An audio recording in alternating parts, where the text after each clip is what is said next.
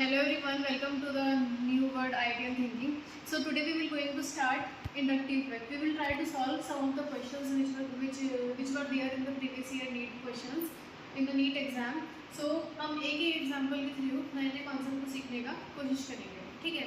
सो inductive effect को के basis पर ही सारे क्वेश्चंस हैं, ठीक है। तो इंडक्टिव इफेक्ट हम यहाँ पे क्वेश्चंस के थ्रू समझेंगे कनेक्टिव मैनर में, ठीक है। तो इंडक्टिव इफेक्ट बेसिकली क्या होता है? इंडक्टिव इफेक्ट बेसिकली होता है कि shifting of sigma electron towards more electronegative atom. For an example, ये कोई भी कार्बन की चेन है और यहाँ पे आपको कोई भी एक इलेक्ट्रोनेगेटिव एटम लगा है, ठीक है।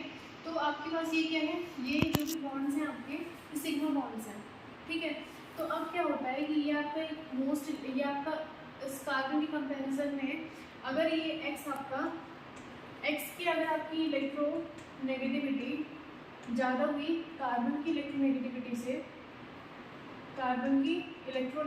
से, तो एज अ रिजल्ट क्या होगा कि जो भी आपके सिग्मा इलेक्ट्रॉन्स होंगे वो शिफ्ट होंगे टुवर्ड्स मोर इलेक्ट्रोनेगेटिव एटम, ठीक है। यानी कि ये जो आपके इलेक्ट्रॉन्स होंगे वो एक्स की तरफ ज़्यादा शिफ्टेड होंगे, जिसकी वजह से क्या होगा, आपका एक्स पे पार्शियल नेगेटिव चार्ज आ जाएगा और इस वाले कार्बन पे पार्शियल पॉजिटिव चार्ज आ जाएगा, ठीक है। तो एक तरीके से क्या हुआ कि आपका शिफ्टिंग ऑफ सिग्मा इलेक्ट्रॉन्स हुआ है टुवर्ड्स मोर इलेक्ट्रोनेगेटिव एटम। तो ये आपका होता है इंडक्टिव इफेक्ट, ठीक है। अब इंडक्टिव इफेक्ट भी आपका दो टाइप का होता है depending upon the nature of this atom, hetero atom. ये आपका माइनस आई भी हो सकता है और ये आपका प्लस आई भी हो सकता है, ठीक है। माइनस आई किस केस में होगा? जब आपकी एक्स की इलेक्ट्रोनेगेटिविटी कार्बन की इलेक्ट्रोनेगेटिविटी से ज़्यादा होगा तो ये आपका माइनस आई इफेक्ट शो करेगा। वहीं ऑन द अनदर हैंड अगर आपका इलेक्ट्रोनेगेटिविटी एक्स का कम होगी अगर कार्बन की इलेक्ट्रोनेगेटिविटी से, तो ये आपका प्लस आई इफेक्ट हो जाएगा, ठीक है। अगर आपको ऑर्डर जानना है माइनस आई इफेक्ट और प्लस आई इफेक्ट में, तो move to the playlist, check in the order completely, वहाँ पे डिटेल में अच्छे से एक्सप्लेन किया गया है। सो let's move towards the questions. हम एक ही क्वेश्चंस की हेल्प से इसका कॉन्सेप्ट समझने की कोशिश करते हैं, ठीक है। तो बेसिकली जो क्वेश्चन नंबर 1 to 3 है उसमें आपको order of electrophilic substitution reaction बताना है, ठीक है। क्वेश्चन नंबर 4 में न्यूक्लियोफिलिक सब्स्टिट्यूशन का ऑर्डर बताना है और क्वेश्चन नंबर 5 में आपको न्यूक्लियोफिलिक एडिशन रिएक्शन का ऑर्डर बताना है, ठीक है। सारे ही क्वेश्चंस में कहीं ना कहीं इंडक्टिव इफेक्ट लग रहा है, बस हमें ये देखना है कि क्वेश्चंस का फॉर्मेट अलग अलग है लेकिन हर जगह कहीं ना कहीं इंडक्टिव इफेक्ट लग रहा है। ऐसे सेम एग्जाम्स में होता है। एग्जाम्स में क्या होता है कि क्वेश्चन किसी भी तरह से मॉडिफाई किया जा सकता है लेकिन उसका जो बेस है वो एक ही रहता है बेस, ठीक है। तो हमें ये बेस जानने की जरूरत है कि किस क्वेश्चन के पीछे हम इसको कैसे अप्रोच कर सकते हैं, ठीक है। So let's start with the question number first. अगर हम क्वेश्चन नंबर फर्स्ट से मूव करें तो फर्स्ट क्वेश्चन में बेसिकली क्या है, आपका ऑर्डर ऑफ इलेक्ट्रोफिलिक सब्स्टिट्यूशन बताना है, ठीक है। अगर आपको order of electrophilic substitution mechanism अगर आपको इलेक्ट्रोफिलिक सब्स्टिट्यूशन में जानना है तो move to the playlist again, ठीक है। उसमें अच्छे से एक्सप्लेन किया गया मैकेनिज्म। तो बेसिकली क्या होता है, इलेक्ट्रोफिलिक सब्स्टिट्यूशन रिएक्शन में कहीं ना कहीं आपका कार्बोकेटायन का फॉर्मेशन हो रहा होता है, ठीक है। बेसिकली अगर हम इसके मैकेनिज्म को फिर भी डिस्कस करें तो सपोज आपका ये है, ठीक है। यहाँ पर कोई भी आपका हेटेरोएटम लग रहा है, ठीक है। यहाँ से आपका कोई भी एक इलेक्ट्रोफाइल आ रहा है, ठीक है। तो ये क्या होगा आपका कि पाई इलेक्ट्रॉन डेंसिटी इस इलेक्ट्रोफाइल पे अटैक करेगी, ठीक है। तो एज अ रिजल्ट क्या होगा, यहाँ पर आपका ये इस तरह से X atom as it is है और यहाँ पर आपका आ जाएगा पॉजिटिव चार्ज और यहाँ पर आएगा आपका इलेक्ट्रोफाइल अटैच हो जाएगा और हाइड्रोजन यहाँ पे आएगा। तो यहाँ पर आपको क्या हो रहा है, कार्बोकेटायन का फॉर्मेशन हो रहा है, ठीक है। तो अब हमारा मेन मोटिव क्या है कि इस कार्बोकेटायन को कहीं ना कहीं स्टेबलाइज करवाना है, ठीक है। और इसको स्टेबलाइज कौन करवाएगा, आपका ये डिपेंड करेगा कि आपका ग्रुप कैसा है, ठीक है। अगर ये आपका माइनस आई इफेक्ट शो करेगा ग्रुप या फिर और भी फैक्टर्स यहाँ पे काम करते हैं लाइक माइनस आर फैक्टर या फिर आपका माइनस आर फैक्टर हो गया, ठीक है। अगर आपके ये वाले फैक्टर्स रिस्पॉन्सिबल होंगे तो इसकी जो स्टेबिलिटी है वो डिक्रीज करेगी, ठीक है। वहीं अगर आपका माइनस प्लस आई इफेक्ट होगा अगर या फिर प्लस आर इफेक्ट होगा तो कहीं ना कहीं आपकी इसकी स्टेबिलिटी इंक्रीज करेंगे via donating electron density to the positive charge, ठीक है। तो ये कहीं ना कहीं आपका माइनस और प्लस आर के पीछे का राज छुपा हुआ है, ठीक है। तो अगर हम क्वेश्चन नंबर फर्स्ट डिस्कस करें तो आपका एक बेंजीन गिवन है, ठीक है। एक आपका बेंजीन के ऊपर मिथाइल ग्रुप, इसका नाम क्या होता है, टॉलुइन, ठीक है। ये गिवन है। थर्ड वन इज आपके पास बेंजीन के ऊपर OCH3 ग्रुप अटैच है, कभी कभी एग्जाम में एनिसोल के नाम से भी आ जाता है, ठीक है।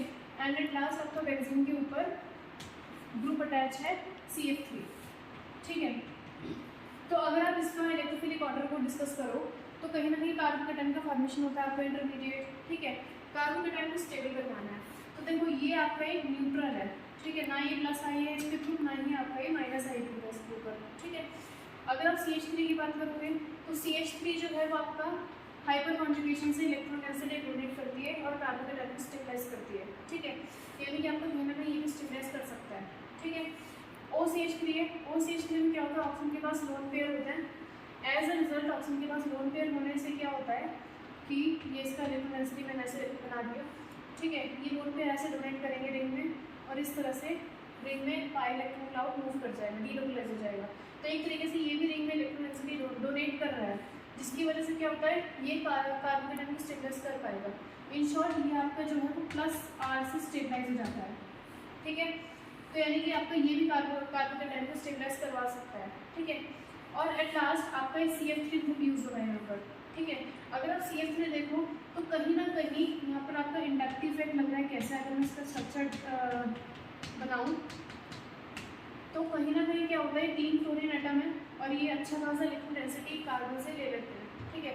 एज अ रिजल्ट क्या होता है यहाँ पर जो फॉर्मेशन है कार्बोकेटाइन का वो -I इफेक्ट के थ्रू डिक्रीज हो जाता है, ठीक है। तो अगर हम ओवरऑल ऑर्डर की बात करें इसमें इंडक्टिव इफेक्ट के लिए तो आपका ये मैंने बोला फर्स्ट, सेकेंड, ये थर्ड और ये फोर्थ, ठीक है।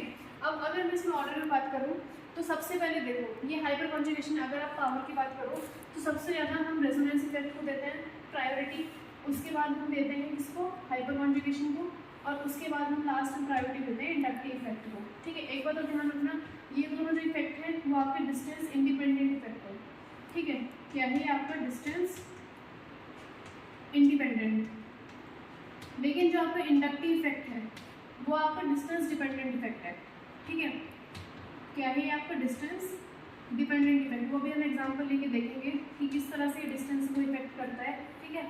तो एज अ रिजल्ट क्या है कि यहाँ पर आपका अब इन सब में +R ये शो कर रहा है, ठीक है। तो यानी कि सबसे ज़्यादा स्टेबल जो होगा कार्बोकेटाइन थर्ड की केस में होगा, तो यही order of electrophilic substitution reaction देगा। मैंने आपको सब्स्टिट्यूशन रिएक्शन की वीडियो में बताया था कि जितना ज़्यादा स्टेबिलिटी कार्बोकेटाइन की होगी उतना ज़्यादा रेट का न्यूक्लियोफिलिक सब्स्टिट्यूशन का होगा। सेम विद दिस यहाँ पर आपको इलेक्ट्रोफिलिक सब्स्टिट्यूशन में भी कार्बोकेटाइन का फॉर्मेशन होता है। The more the stable the intermediate the more will be the rate of reaction. तो इसमें भी क्या होगा आपका थर्ड का ऑर्डर सबसे ज़्यादा होगा। उसके बाद आप हाइपर कॉन्जुगेशन को देखोगे तो -I को तो देख रहे ही नहीं है क्योंकि ये तो एक तरीके से डिक्रीज करेगा, और तो फोर्थ को तो आप सबसे पीछे रख दीजिए, ठीक है। उसके बाद न्यूट्रल है और एक तरफ +H है, यानी कि ये भी इलेक्ट्रॉन डेंसिटी डोनेट कर रहा है, तो फिर आपका सेकेंड हो जाएगा एंड एट लास्ट फिर आपका first and at last fourth. तो यानी कि ये आपका इलेक्ट्रोफिलिक सब्स्टिट्यूशन रिएक्शन की ऑर्डर होगा, ठीक है। अब let's move to the next question. Question number 2, ये आपका क्वेश्चन है इसमें, ठीक है। तो इसको मैंने वही A बोल दिया, इसको B बोल दिया और इसको C बोल दिया, ठीक है। इसमें भी आपको इलेक्ट्रोफिलिक सब्स्टिट्यूशन रिएक्शन का ऑर्डर बताना है, ठीक है। तो अगर हम डिस्कस करें वही देखेंगे कि किसमें इंडक्टिव इफेक्ट लग रहा है, किसमें रेजोनेंस इफेक्ट लग रहा है। तो अगर मैं डिस्कस करूँ NH2 का, ठीक है। तो NH2 बेसिकली क्या होता है, नाइट्रोजन के पास लोन पेयर होता है, ठीक है। ये क्या करता है, ये सेम विद दिस, ये क्या करता है कि अपने लोन पेयर ऑफ इलेक्ट्रॉन को रिंग की तरफ डोनेट करता है, तो यानी कि एक तरीके से ये +R शो करता है, ठीक है। If you move to this atom, मतलब दिस मॉलिक्यूल, तो ये आपका न्यूट्रल है, ना इसके पास +R है, ना इसके पास +I है, ना इसके पास -R है, ना इसके पास -I है, तो यानी कि न्यूट्रल है, ठीक है। अब अगर हम इसे बात करें तो इसको मैंने NO2 को ऐसे लिखा जा सकता है, ठीक। तो NO2 बेसिकली क्या होता है आपका -R इफेक्ट शो करता है, ठीक है। क्यों शो करता है, क्योंकि नाइट्रोजन के पास प्लस है, ठीक है, और कोई भी इलेक्ट्रोनेगेटिव एटम अपने ऊपर प्लस चार्ज को स्टेबलाइज नहीं करवा सकता, ठीक है। जैसे ही उसके पास प्लस चार्ज आ गया वो क्या करता है कि दूसरों से इलेक्ट्रॉन छीनने की कोशिश करता है। तो एज अ रिजल्ट ये क्या करेगा, बेंजीन का जो पाई इलेक्ट्रॉन डेंसिटी है उससे इलेक्ट्रॉन लेने की कोशिश करेगा, ना कि देगा, ठीक है। तो एज अ रिजल्ट कार्बोकेटाइन हमारे यहाँ पर भी अनस्टेबल बन जाएगा, ठीक है। तो अगर मैं इसमें ऑर्डर की बात करूँ पर्टिकुलर क्वेश्चन में, तो आपका जो ऑर्डर है इलेक्ट्रोफिलिक सब्स्टिट्यूशन रिएक्शन के लिए सबसे ज़्यादा A का हो जाएगा क्योंकि +R है। उसके बाद न्यूट्रल -R में से कुछ ना होने से अच्छा है कि कुछ है, ठीक है। तो डेफिनेटली -R ना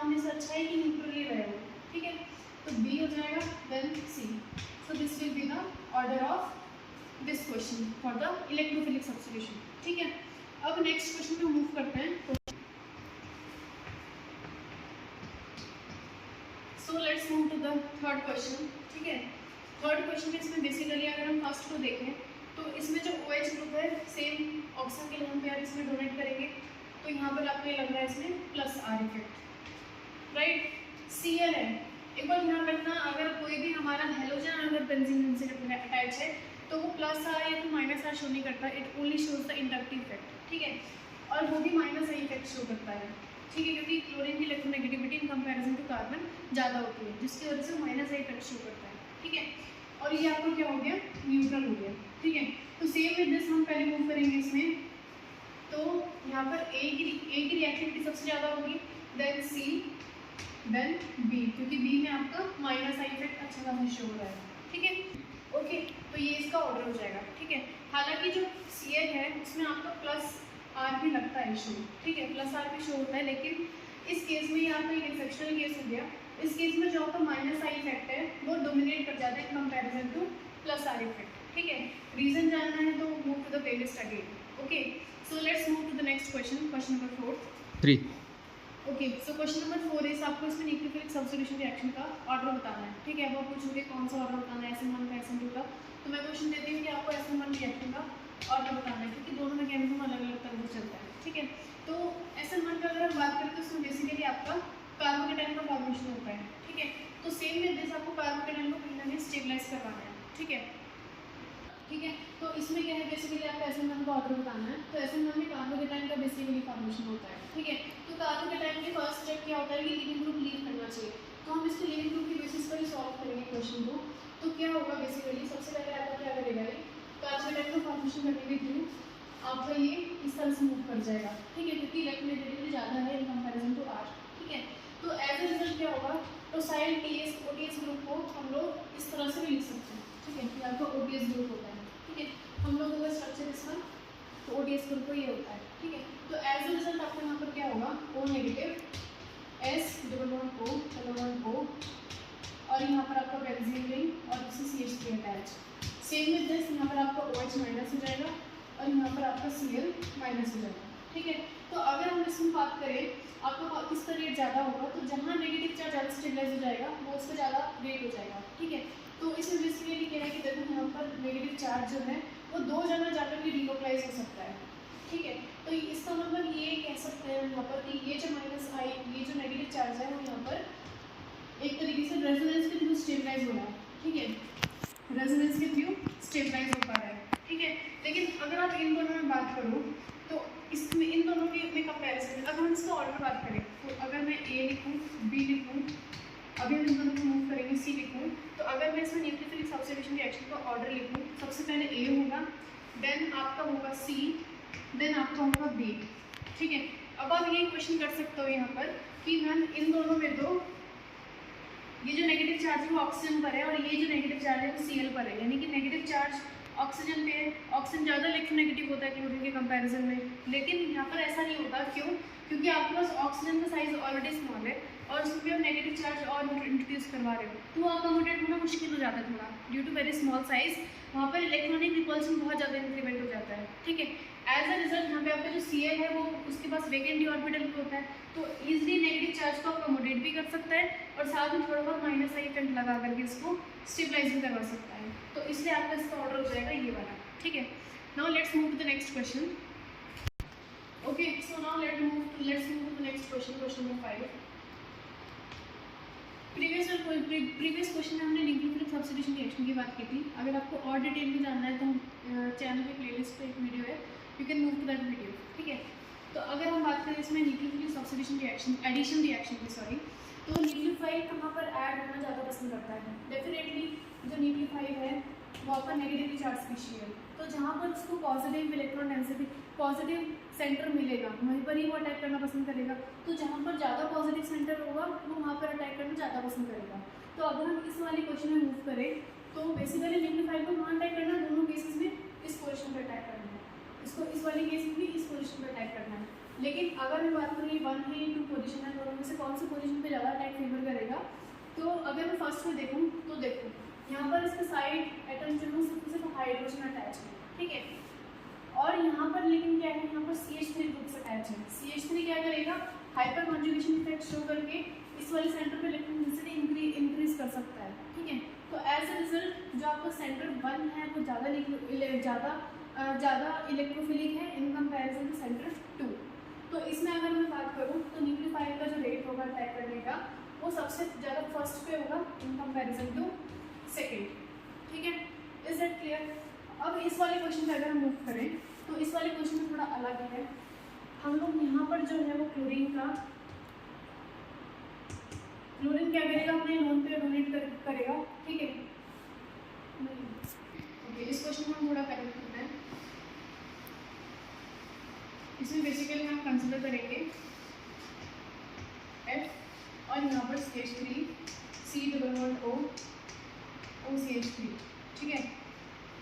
तो बेसिकली इसमें क्या है, आप एसिड फ्लोराइड और एसिड फ्लोराइड और एस्टर को कंपैरिजन कर रहे हो, ठीक है।